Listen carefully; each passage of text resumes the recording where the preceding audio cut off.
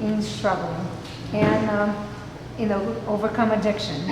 And I have a script for actually when he's going into the church, they're going through that tough area, they're climbing up, until you get to the top of the bridge, crossing the bridge. She can even tell me more about that, because she wrote the story. And we went down to Brazil to write the story of part of her book, actually. And this was the experience and the vision that we have, that when you write something, and it's like books and videos, there's tons out there. You go into the bookstore, you can download, you can do all kinds of things. But if you get a video or a book with a purpose, you end up not only getting more audience involved and get the public awareness. And she has a nonprofit organization that we're going to try to blend it in and try to help people with addictions, the drugs or alcohol or any type of addictions. We're creating that, to help those people. But the main message is he already started that.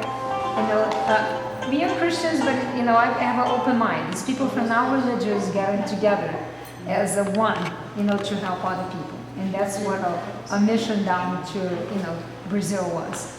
And we ended up filming in Argentina and Brazil, and he wants to go to Paraguay, but this time we did not have the chance. But Uma ameaça foi detectada. I'm sorry. Uma ameaça foi detectada.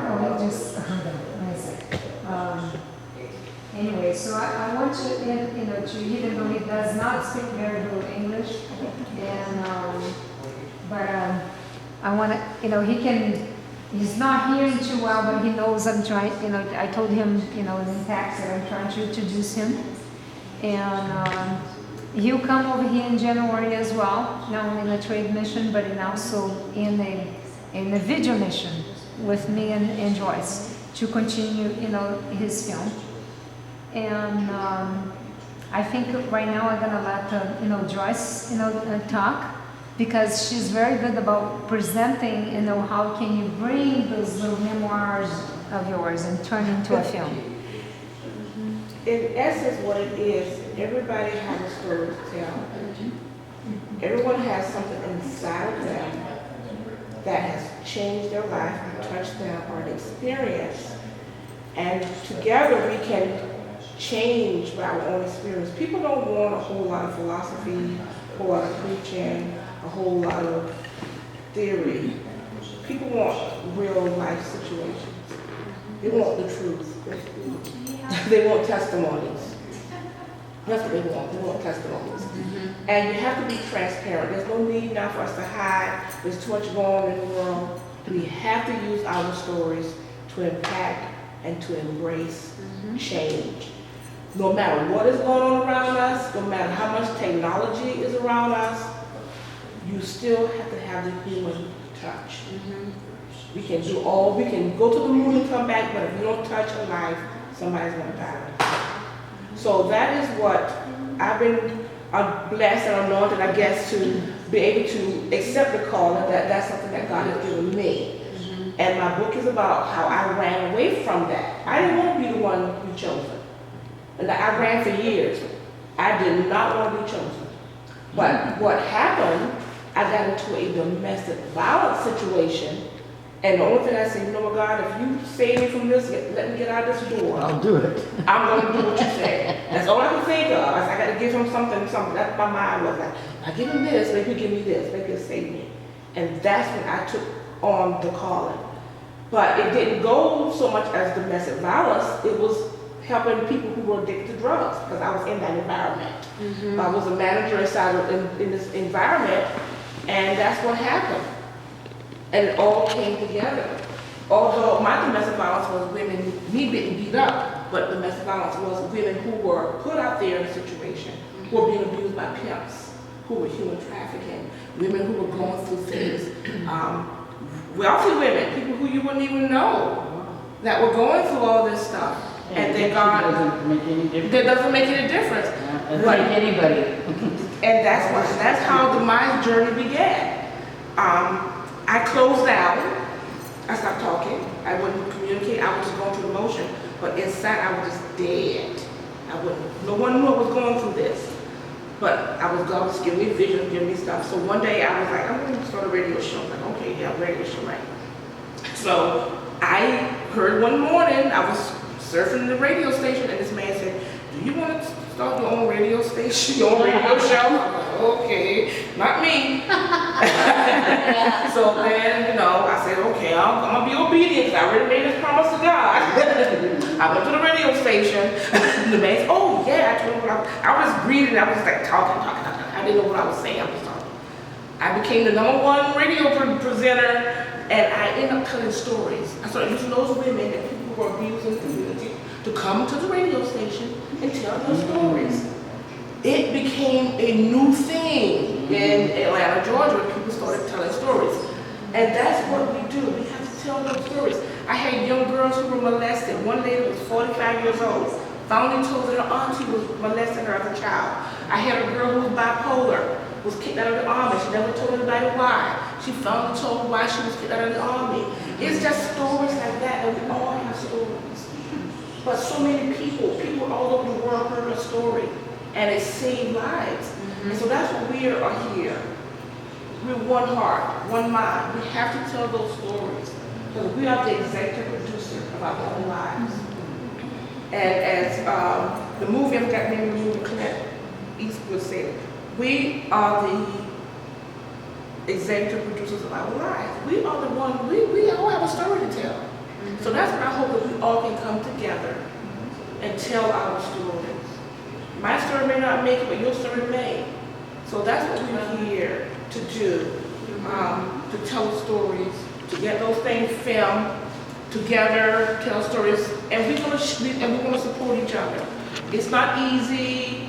Like I said, it's not an easy task, but Helena found someone who had the same mission and willing to help us tell those stories. So you may not want to invest, you may not want to write, but you may do something else. You may, because you need, it has a lot of things going into a story.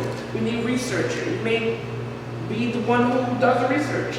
It's just all kinds of parts we all can play. And I hope that you all will join us on that, on telling stories that heal the world.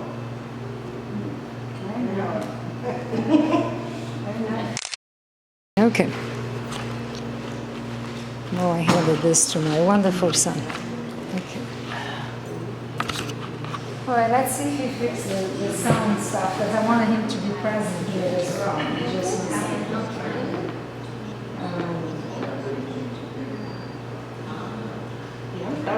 I have some children writing a book about sickle cell anemia disease now because they go through so much.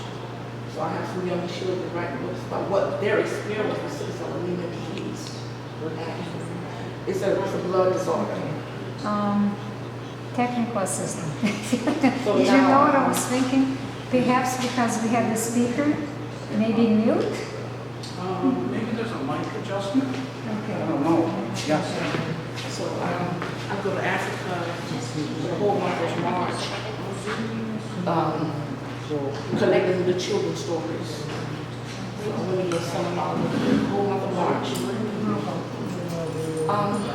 We're going to start a foundation so they can, because it helps bone marrow transplants, stem cells, yeah, it's all kinds of stuff. Yeah. What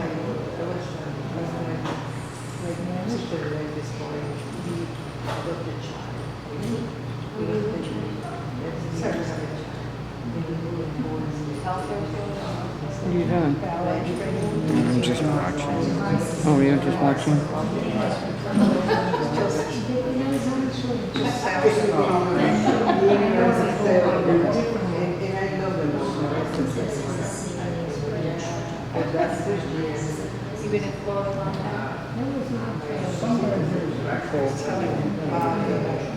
I've had connections.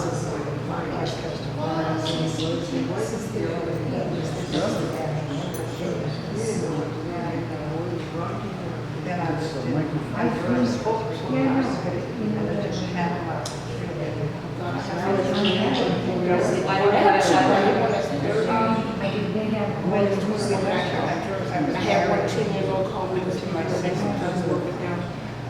Pastor saw me on Facebook. Said, "Oh, those boys, 10 years old, can you see what they have?" I'm like, oh God, oh my God. He's in Uganda. No, he's in Kenya. You know, in Africa, a lot of them in the United States, but it's the Sickle Cell Anemia Foundation, children are here in the United States. And then Africa also facilitated. But I just everything, work, job. I take my schools online and I travel to all this I think it's the My husband and I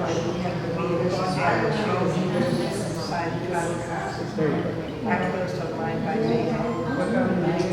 But if I had I would do that little gym. If I give you some money, I know that I can use that gym. I could make some change. I could help some people. We went down, back But hopefully, because I want you to to and on the day was What I think is, I will try without to see if he's able to do that. Just in case. Mike had sold everything in the United States. His trustee sold it. Now he did not. I Oh, think Prison it was Ministry. but it Yeah. came to an opportunity to write a book. The book that I wrote